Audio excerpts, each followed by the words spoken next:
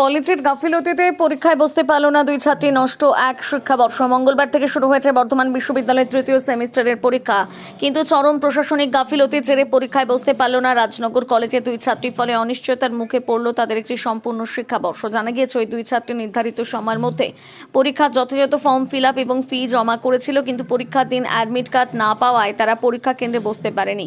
College এবং বিশ্ববিদ্যালয় কর্তৃপক্ষ একে অপরের ওপর দায় চাপাচ্ছে। বিশ্ববিদ্যালয়ের সূত্রে দাবি, ওই ছাত্রীদের ফর্ম কলেজের পক্ষ থেকে বিশ্ববিদ্যালয়ের পোর্টালে আপলোড করা হয়নি, ফলে অ্যাডমিট কার্ড ইস্যু করা সম্ভব হয়নি। পরে অবশ্য লিখিত অভিযোগ জমা দিতে গেলে কলেজ কর্তৃপক্ষ অভিযোগপত্র জমা নেয়নি এবং মৌখিকভাবে ভুল স্বীকার করে। ঘটনায় কলেজের ভূমিকা নিয়ে প্রশ্ন উঠতে শুরু করেছে। সিউড়ি থেকে রাজ সরকারের প্রতিবেদন, বিগ নিউজ বাংলা। কি বলবো, যাতে যে কোনো উপায় করে হোক 3 মাস পর যে একটা বলছে যে দেওয়া হবে, পরীক্ষা আবার দেওয়া হবে, সেটা ব্যবস্থা করে দেওয়া। 3 মাস পর দেওয়া হবে। তাই তো বলছে। আচ্ছা, তো ওটা যদি সত্যিকারে হয় তাহলে পরীক্ষাটা দিলে তাহলে ওর বছরটা নষ্ট হবে না। কারা জানালো এটা?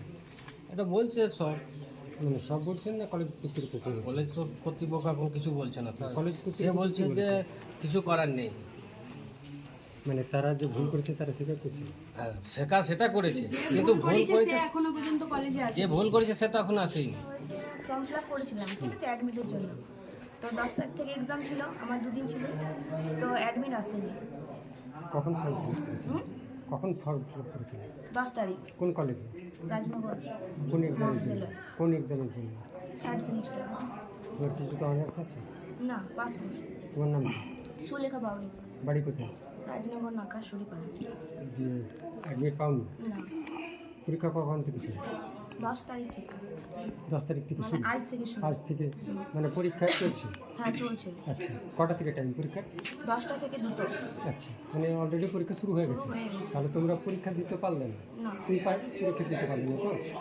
তুমি এখানে কলেজে এসে তুমি কি বললে ওনাদেরকে কিছু? হ্যাঁ বলেছি, কী বললে? বললাম, তারপর বললো 20 তারিখ আবার মিটিং হবে। এই যে পরীক্ষা দিতে পারলে না, তোমার যে ইয়ার লস হলো, সেটা ব্যাপারে কী বলবে? তাদেরকে জানালাম, তারা বললো যে 20 তারিখে মিটিং করবে, তারপরে আবার কিছু বলছে। কিন্তু পরীক্ষাটা তো আর কিছু করা যাবে না। করা যাবে না।